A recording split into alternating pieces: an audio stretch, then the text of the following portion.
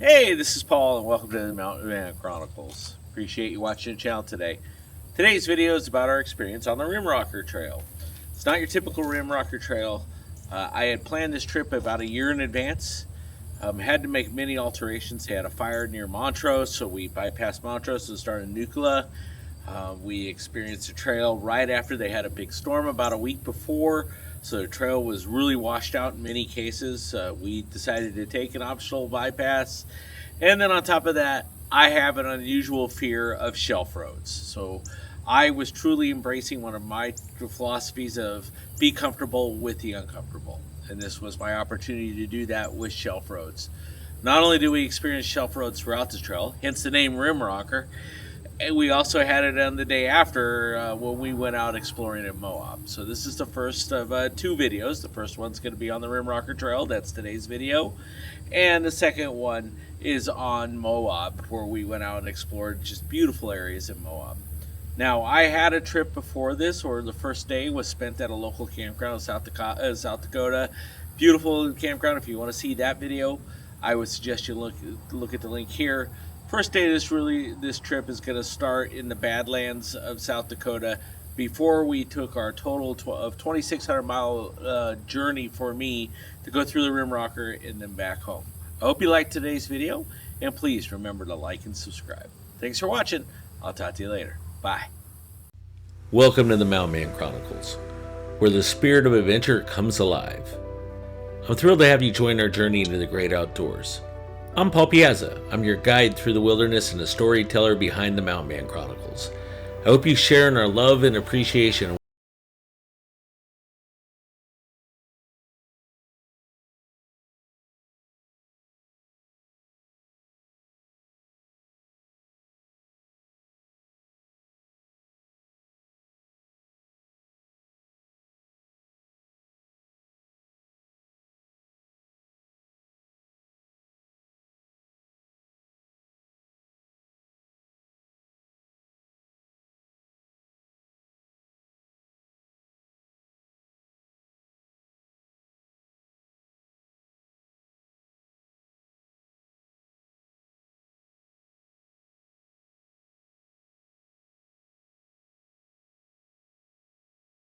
the hidden trails to the pristine lakes and the mysterious places this great nation has to offer. And of course, what adventure would be successful without proper planning and the right gear? We'll be showcasing some of the tools of the trade along our journeys. I truly hope you enjoy our chronicles and the journey that my wife and I travel through during our overlanding adventures. Thanks for watching. In contrast to my first camp, which you can see in the video up here to the right, I'm headed to the Badlands, where there are no trees. Basically, it's a desert landscape, where I'm going to meet Tim and Chris in the Badlands. But before I headed into the Badlands for our camp for the night, there's a stop I've been wanting to make that I've driven by on many occasions that I think would be quite unique. It's the Minuteman Missile National Historic Site. Basically, it gives you a view of the Minuteman, the sobering view of just the amount of nuclear arms and destruction they can cause throughout the world. This is a little bit of a sobering way to start my trip, kind of in contrast to the trip and how I'm excited about it. This really kind of was a Debbie Downer for me. I saw it. It reminded me of duck and cover drills when I was a kid. It reminded me that the world is a fragile place and we should appreciate each other, and appreciate what we live in. Propaganda is a thing where we can make each other look bad, but I think at the core people want the same thing. They want to be able to live freely, live their lives, and without little intervention from another nation. This site here is just a mountain of nuclear arms throughout the world. Very sobering. With that in contrast, as I headed into the Badlands to an area that looked like it could have been hit by a nuclear site. I got there early, myself and my Mission Overland trailer, and waited for Chris and Tim to arrive.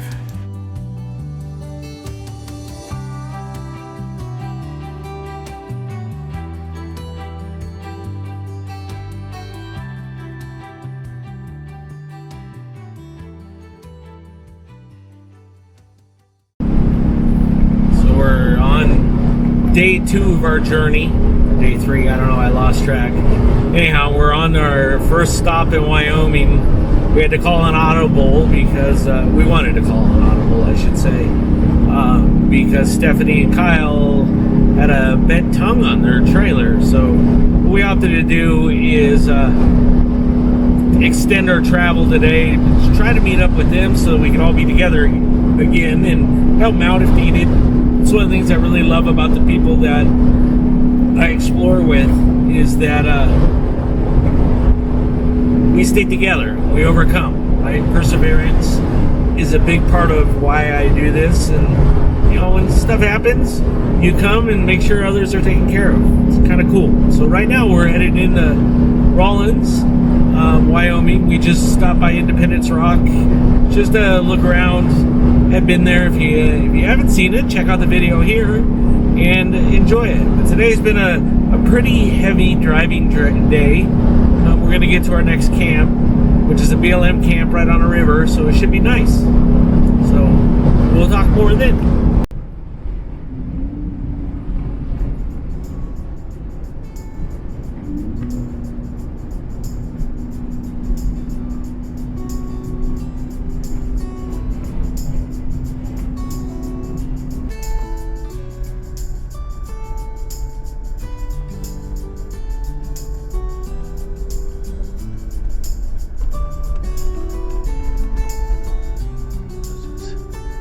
Camping 14 day permit.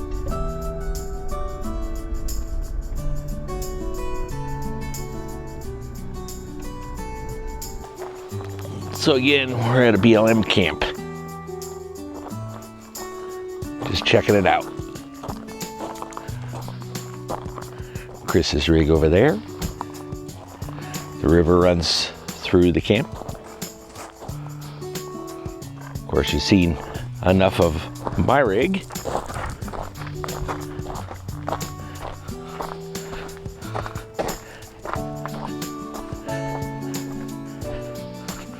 Tim's Gladiator in front of us. Tim without a trailer this trip. He's using tents. Him and his son are all set up. Over there you have Kyle and Stephany in their rig over in that direction. Beautiful canyon though. As I said, BLM camp spots rock. They do get a little crowded. We have a couple people driving through. I'm not a big campground guy, but when I do campground, especially if you're on the road to a trail, BLM's campgrounds work out really, really well. Day 3. Or is it 4? I'm not sure. Started to lose track of days. It is Sunday though, I do know that. So today's goal is to we gotta find out where Taylor is. And then we're gonna hook up with Brian from Overland Calling. He's stopped by the house, got a chance to meet him. Really cool guy. He's gonna join us on Moab, I hope, in the rim rocker. He's already there on the rim rocker. Brian's style, is just create his own agenda as he goes. So he's ahead of us. He went all through the Wyoming. Great channel. Look at the link here. He's a great guy. And he's also wheels all over the place. He's on a quest to get out to California and just taking his time getting there. Just awesome. So we're going to try to meet up with him today. We're going to find out where Taylor is. And then once we meet up with Taylor, then we'll see what time it is. Yeah, so we have a couple different options. About the trailer that was in our group, Kyle and Stephany had a bent tongue. It started to tweak and warp. Being smart, they pulled over. They found a mobile welder here in Rawlins and got it fixed. He came out pretty reasonable, did a great job, created a whole new plate for it. It's really strong, so crisis averted. So far, my Jeep's doing really well. No complaints, knock on wood or cement. And we're just enjoying the campground today. We're going to get going in about an hour and hopefully be hitting the trail.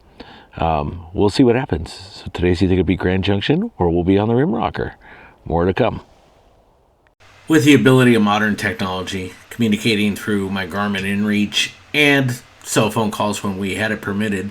Taylor was somewhere on the $1 Million Highway, and we figured out that it would be best for him to meet us in Montrose. We talked to the team, and we decided to push on and actually hit the rim rocker a day early, so we were well ahead of schedule. When we pulled into Montrose here, Taylor realized that he was a little low on oil, and I think he was from pushing up all those hills throughout Colorado. He had gone through, not only did he go to Pikes Peak, he also went to the Colorado Dunes. Apparently there's sand dunes in Colorado, $1 Million Highway, and various other places. So he's adding some oil, and we were going to hit the rim rocker a day early. And little do we know that the rim rocker held up to its name. As I mentioned at the beginning of the video, they had storms, and you can look at the clouds on the horizon. We had storms coming in. We were trying to meet Brian. Fortunately, we never did, but little did we also found out that Brian was like the Overlord. He was watching us from a ridge afar. He had communicated with me at the end of the night and said, "Hey, I saw you guys coming in. I'm on a ridge way over here," in Brian's standard way. So again, Overland Calling is a great page. Brian's a great guy, and I do recommend seeing it, watching his page. Leading a group on an overland adventure is exciting, stressful, all the above. We had 5 rigs, a herd of people. It was a little bit stressful. Lightning was looming, and really didn't know. I had planned a camp spot here, but I reached out to the team to ask for their advice. Let's camp here. I just thought they'd bolt the lightning, and probably better to set up camp and stuff like that here than get way the heck out in the trail and get into a spot where we're having thunder and lightning. Is this the highest elevation? I don't know. No, probably not. Typically, you don't want to be camped on high elevation. Yeah. Do you know, is your friend, is he camped down low or is he camped up high like this too? He's down lower in a camp spot. Let's just continue on then. She's right. I think that's probably a good idea because we're right in the big top of a plateau.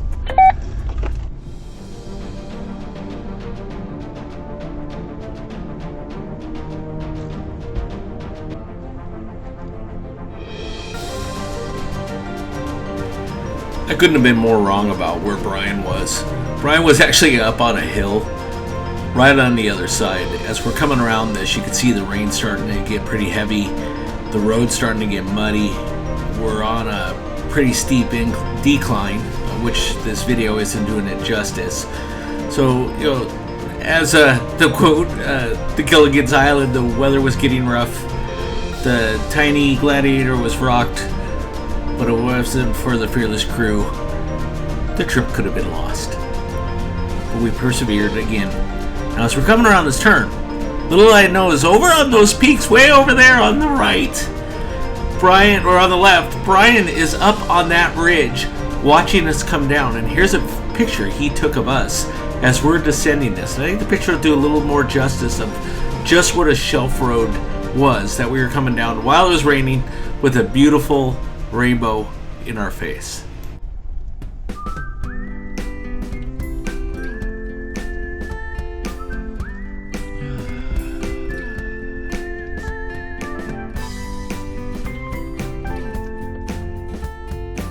Again, with the theme of adapt and overcome, this camp spot that I had picked out was way too small, kind of a crappy campsite to camp at, so we had to choose to move forward.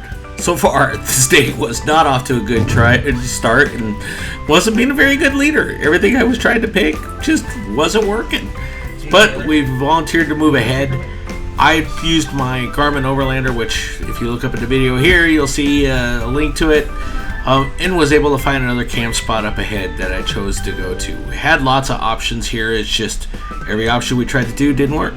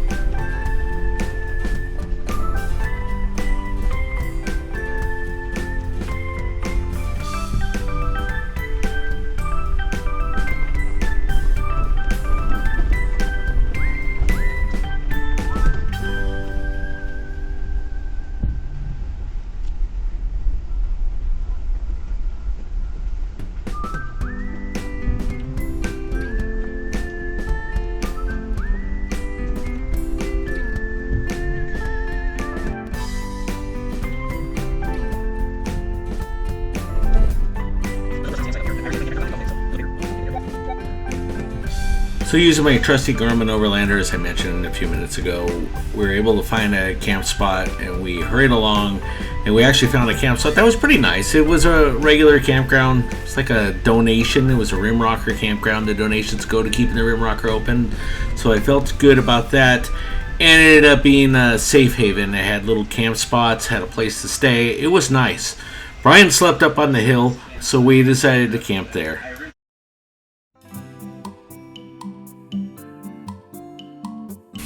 Well, right when you leave camp, you come right back up the hill. And this is where I made my first mistake as a leader. As I started to backtrap the way we went, I totally spaced my Garmin Overlander. We ended up backtracking about 30 minutes. Had to come back down that steep canyon and get in the right direction. This is me leading us in the wrong direction. I was a U-turn king during this trip.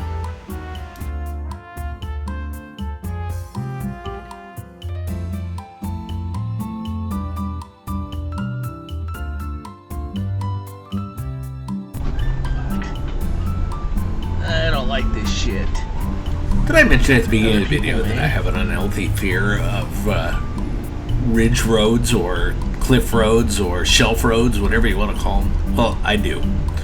But we realize at some point or another, it's all in perspective. When I started this, I was like, wow, this is a heck of a shelf road, and I'm right on the edge of it.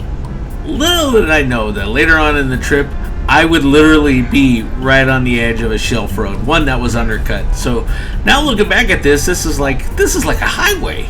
It's really nothing. So remember, being comfortable with the uncomfortable means that you really shouldn't fear anything because it's all in the perspective of your mind. Mind you, through my rim rocker, I am pulling a Jeep with a 3,000 pound trailer behind it. My Mission Overland had water in the tank, was pulling it through the rim rocker.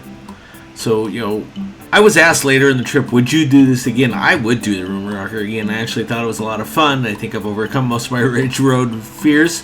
I'd do a couple things differently. First of all, I'd make sure there was no storms. Second thing is, I would not pull my Mission Overland trailer over this again. With all the hills and just everything, the trailer did fine. It's more of a me issue versus the trailer issue. Me pulling it over a ridge road with the potential of different things, I just probably wouldn't do it again. I would just camp in the back of the Jeep. But it was nice having a nice comfortable bed, a nice trailer, be able to take a shower on the trip. All good.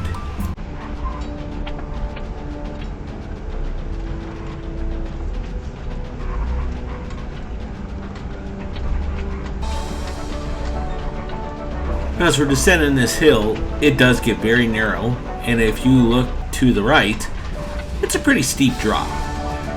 So as I come down very cautiously and have to make a very tight hairpin turn, by the way, not the only one of the day, it was tricky to say the least. It was just slow going, 4 low, using the brake feathering it, and letting the Jeep do its thing. Now, my Gladiator performed exceptionally well, considering I am pulling the Mission Overland trailer through this, and I had weight behind it. Trailer. But I had just put new tires on it. I will say that's probably another thing that led to a very successful trip, were the Mickey Thompson tires just performed exceptionally well on this trip.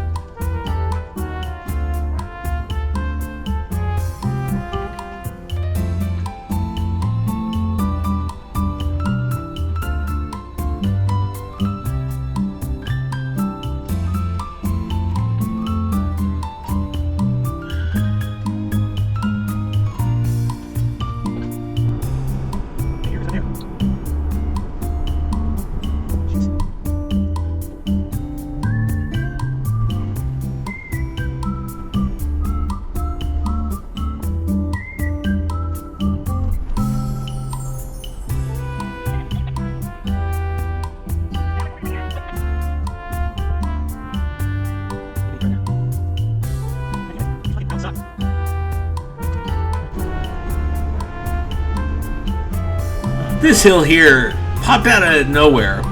It looked relatively easy. You're pulling into an RV camp, an ATV park, if you will. I'm thinking, okay, another hill, another cliff. I've been through this again, not again. I really want to do it. As I got closer, I realized that this is a hell of a lot steeper than it seemed. It was going to be a challenge. Needless to say, my butt started puckering as I made this corner.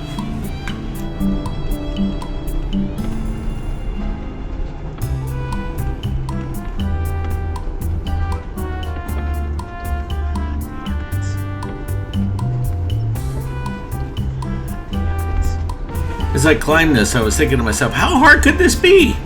I'm doing pretty well. And then the Jeep started to lose a little traction. The ground was really shaly here. I had to hit the locker. I was scrambling quickly to hit it. Jeep was sliding. Managed to hit the locker. You notice how fast I did that. And then it grabbed. Thank God the Gladiator locker is locked quickly. The rest of it was a slow climb. You'll hear up here where I have to give it a little motor because I'm dropping down in RPMs because I'm just not giving it enough gas because I'm thinking, crap, I gotta drop off to the right. Jeep and trailer a little squirrely coming up this. I don't know what's ahead of me.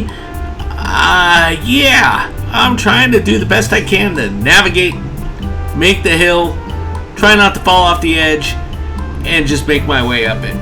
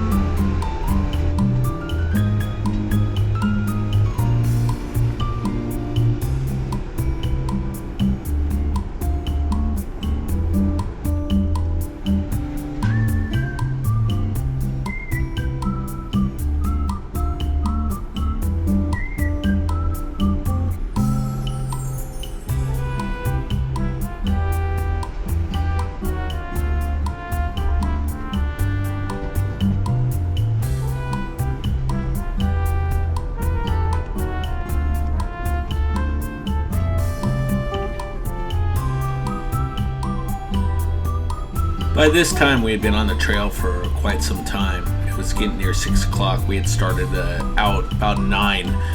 We're making good time. It's relatively flat up here, but the trail is still pretty tough and slow going. We were probably averaging, at this point, 11 miles an hour, but through most of the trail, it had been like 2 or 3 miles an hour. We had done 40 miles in 8 hours, to give you an idea how fast we were going. I was pretty punchy at this point, ready to set up camp. I think everybody else was in the same point. The good thing is we were just about at camp. We found a decent place. Wasn't the greatest sense of prickly pears, but it did. It was flat, beautiful skies. The stars did not disappoint on this trip. One of my favorite things was just sitting around talking with everybody at the end of the day. I'm wondering if I pushed too hard in this trip, but we did have a blast in Moab. We had fun on the trail. We had a lot to do in a short time. I wish we had another 2 or 3 more days because I think we would have done more. Today started off like every other day did on the trip, where we hit the trail after having a nice breakfast and a good night's sleep. I gotta say, the blessing of having the Mission Overland trailer and pulling through was having that. A great place to sleep. Being able to take a shower on the trail was nice. And additionally, having just a good dinner and place to cook. Now, the drawback was I pulled basically 3,000 pounds worth of trailer over the trail. So that made for some challenging areas. Now, in the road ahead, it did specify that, you know, it's not recommended you pull trailers through this next portion ahead because it did get very narrow and it had some off-camber stuff. Yeah, that proved to be true, but again, my Mission Overland trailer made it through like a champ. You'll be seeing that up here in the video in a few minutes.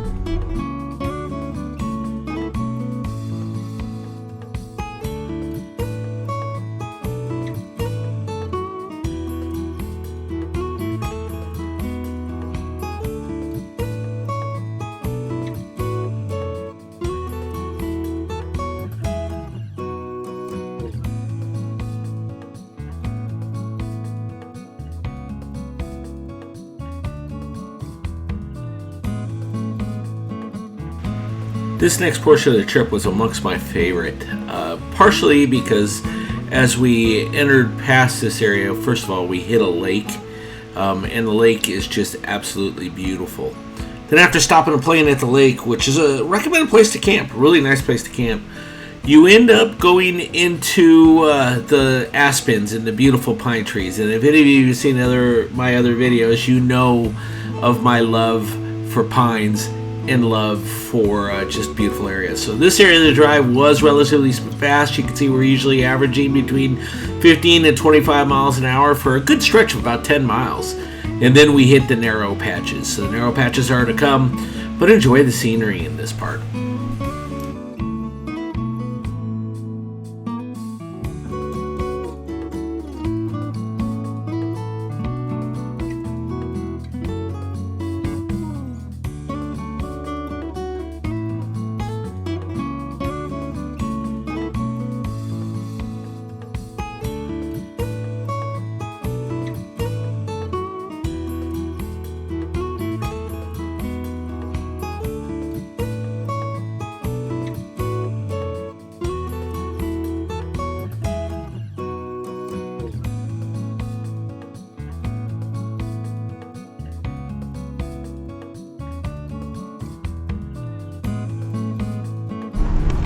Right when we got in the narrow two lanes, we ran into a group of people running the rim rocker. They were all the way from Texas.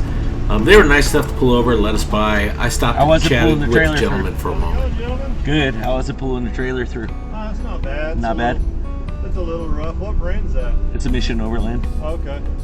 Yeah. Yeah, this is our first trip. I work for a shop in North Texas. Nice. And this is a rustic camper trailer. Nice trailer. We started carrying it, so this is the first big trip.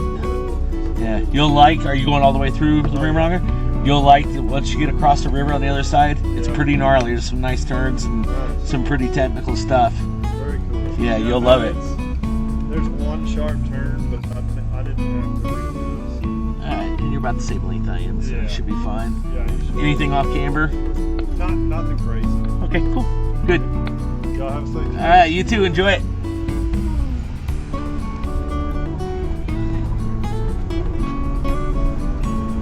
Thanks a lot. Thank you. Now, I probably should have heeded the warning of the trail up ahead was going to be a little tougher with one hairpin turn. Going to be some challenging, but you know, we're here for the adventure, and the adventure it was. We're going to come into some narrow stuff. For one area where you'll see here up ahead, I'll try to point out that really tight getting the trailer through. So not for the faint-hearted.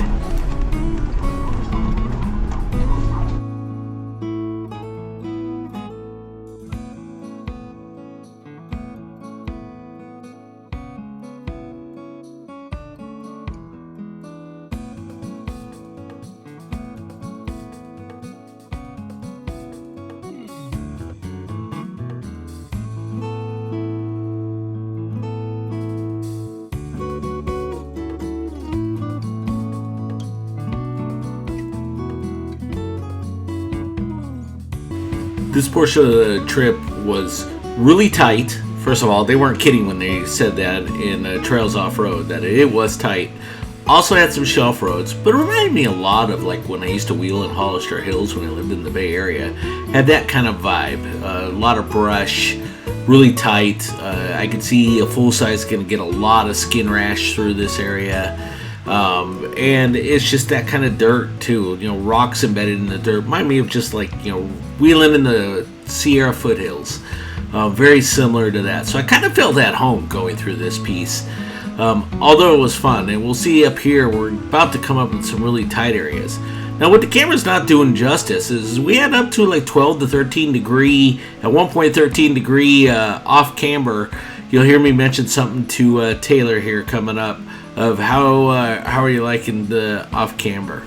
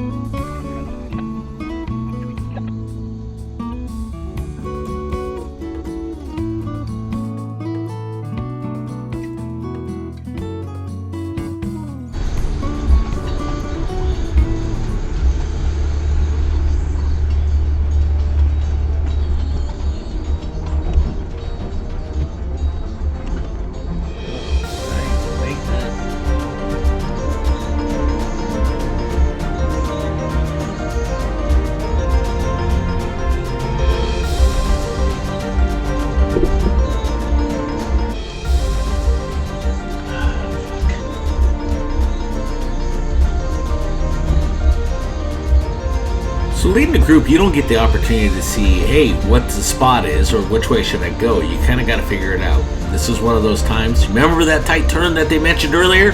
Well, guess what? We found it. This is sharp. And this is one of those times where I had to ask Taylor to spot me after trying to figure out a way. There's a cliff going forward. There's a steep ledge, Mission Overland behind me, which is a long, heavy trailer. Can handle angles pretty well, but I hadn't really tested it. I had already gotten it up to like 11 degrees, 12 degrees, and I was uncomfortable with that. But you got to be comfortable with the uncomfortable. So at some point, I called for Taylor for a spot.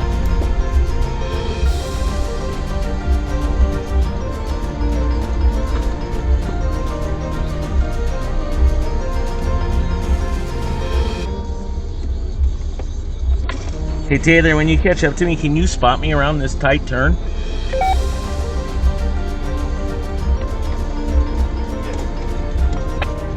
There's like a hairpin turn. I don't know who rated this as easy as everyone makes it sound. I know. This is not Easy.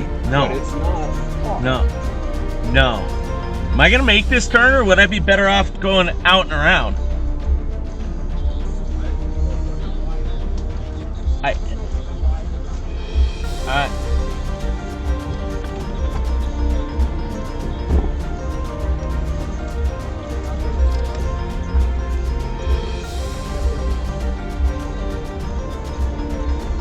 Is the front end gonna make it though? You're good. Stop right there. Yeah. Back up.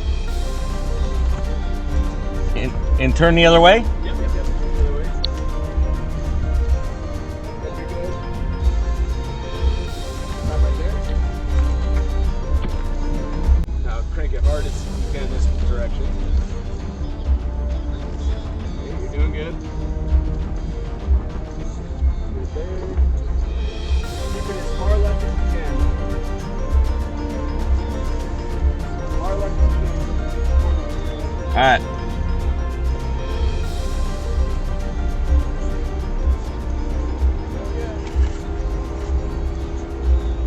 Thank you.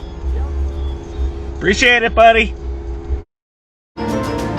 Kudos to Mission Overland for building just a great rig that can handle the trails. I jackknifed this thing pretty hard around that turn, handled it.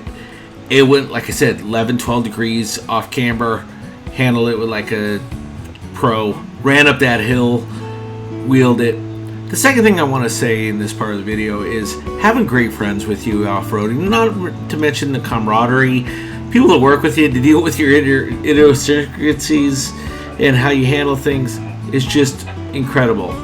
You know, it makes for the trail just having great people with you.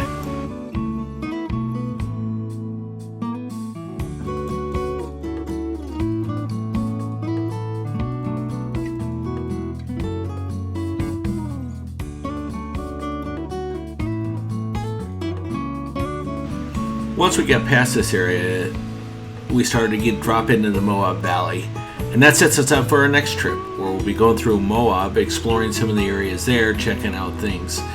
This trip was awesome. I did not expect the rim rocker to be as tough as it was. What we didn't know was about the big rains, the ruts. What Brian had told us as we saw him later in the trip is right after we got done and he was headed out the day after us, they were actually running a grader over the trail to help smooth out a lot of the stuff. I was asked by my son when I called him through Starlink was, would you run the trail again with me, Dad? My answer is most definitely I would. The thing I would do different on this, and it's not due to the way the trailer performed, it just added a lot more pressure on me to do, is I wouldn't pull my Mission Overland trailer through it again. It made for a long, rough trip because the road was pretty tough. You'll see here this part was easy. As we dropped into camp, it was pretty simple, and we found a beautiful camp right outside of Moab, which really set us up for the second half of the week. I think my learning lessons for this trip was stop and enjoy the roses. I didn't follow one of my philosophies, is that's enjoy the journey. I did enjoy the journey, but I think we maybe have rushed through it a little faster than we should have. A lot of childlike curiosity. I do wish I could have gotten stopped. Would have been a little, leading. It makes it harder to stop and enjoy the roses sometimes because you are responsible for everybody else in the crew. I hope you enjoyed the video of the rim rocker, the tough challenge it was, and I want to thank you for watching the Mountain Man Chronicles.